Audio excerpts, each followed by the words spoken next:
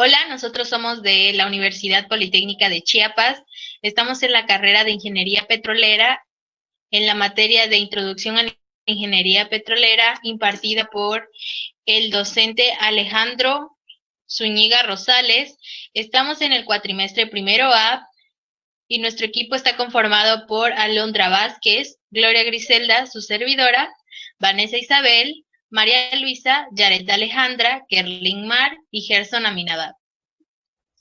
Y nosotros estaremos explicando el tema de maduración de la perforación nacionalizada de 1938 a 1960.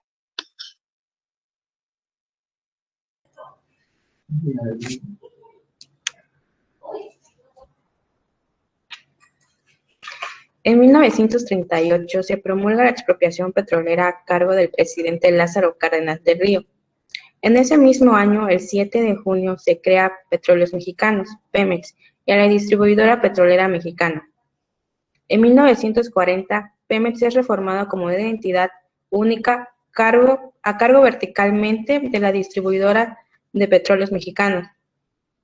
En ese mismo año se terminó la realización de la refinería Poza Rica, en Veracruz, que originalmente fue construida por la empresa petrolera mexicana El Águila.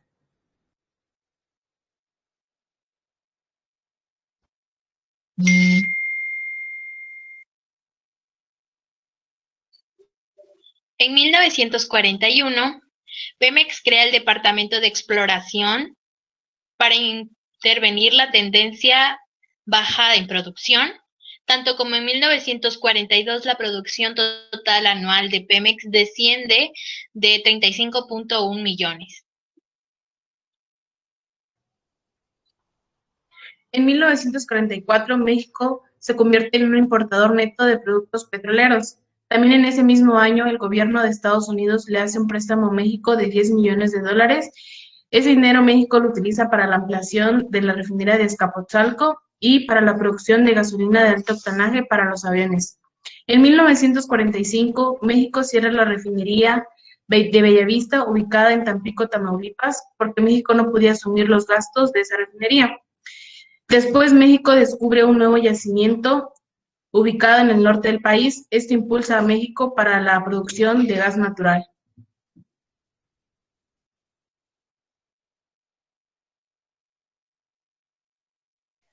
En 1946, Pemex descubre en Reynosa, Tamaulipas, importantes yacimientos de petróleo y gas. En noviembre de ese mismo año se inauguran las nuevas instalaciones de la refinería de Azcapotzalco, que a partir de ese entonces empezamos a conocer como la refinería de 18 de marzo. Esta refinería tenía una capacidad de procesar 50,000 barriles diarios de crudo. En este mismo año se hizo un decreto que reformó Pemex. En diciembre, la estructura corporativa de esta estableció como funcionarios al director general y 3 subdirectores, y cada uno estaba a cargo de producción, comercialización y la administración de los asuntos jurídicos. De ahí nos pasamos a 1949. En 1949 se descubre el campo Francisco Cano, que fue un importante productor de aceites en la zona de la frontera noroeste, que comprende que estuvo en dos partes entre Tamaulipas y Nuevo León. En 1950 empezó a consolidarse la perforación. Se apreció por el incremento en el éxito de pozos productores, que alcanzó el 61% a una tasa de crecimiento del 16%. En 1950 se construyeron también dos refinerías nuevas en Reynosa y Salamanca, que complementan a la refinería 18 de marzo. En 1951 se descubrió el más importante yacimiento de gas e hidrógenos líquidos, llamados José Colomo, en el distrito de Macuspana, Tabasco. En 1952, Pemex dio a conocer el descubrimiento de la prolongación de la Faja de Oro en el campo Ezequiel Ordóñez. Algunos de sus pozos se localizarían entre las poblaciones de Martínez de la Torre y Tecolutla, Veracruz.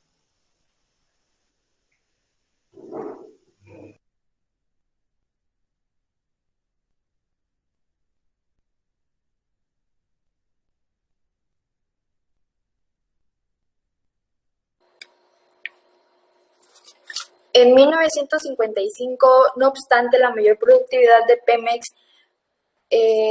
continúan los desequilibrios comerciales entre oferta y demanda.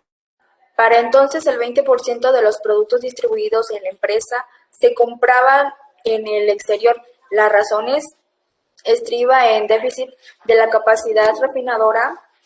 Chemical Corp y Chain Bank consolida los diversos líneas de crédito que habían abierto en México para el desarrollo de la industria petrolera en una sola con un monto de $12 millones. En 1956 se crea la empresa paraestatal de Petroquímica de México con el objeto de producir amoníaco anhídrido, distribuir y aplicar fertilizantes. Se inauguran nuevas instalaciones en la refinería de Minatitlán.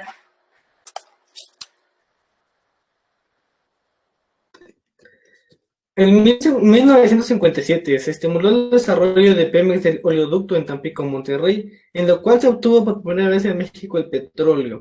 En 1958, el 3 de marzo se comenzó a operar el conjunto de instalaciones de Pemex en el estado de Tabasco. El 28 de noviembre se inauguró la planta desintegradora. El 29 de noviembre el presidente en ese entonces de la República, Adolfo Ruiz, dio la ley reglamentaria constitucional a la cual se le denominó exclusivo de la nación sobre todos los hidrocarburos. En 1959, el 24 de agosto, se concluyeron las plantas de desinstalación al vacío, donde se recuperaron el azufre de las refinerías. El 18 de marzo, en el Distrito Federal, se concluyó la planta de lubricantes. En 1960, en Tamaulipas se inicia la operación entre varias plantas, entre ellas desintegradoras catalíticas, lo cual hace un aumento de proceso de crudo de 125,000 barriles diarios.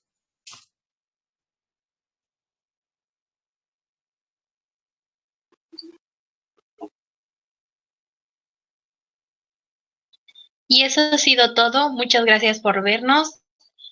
Ojalá y todo haya quedado muy claro. Gracias.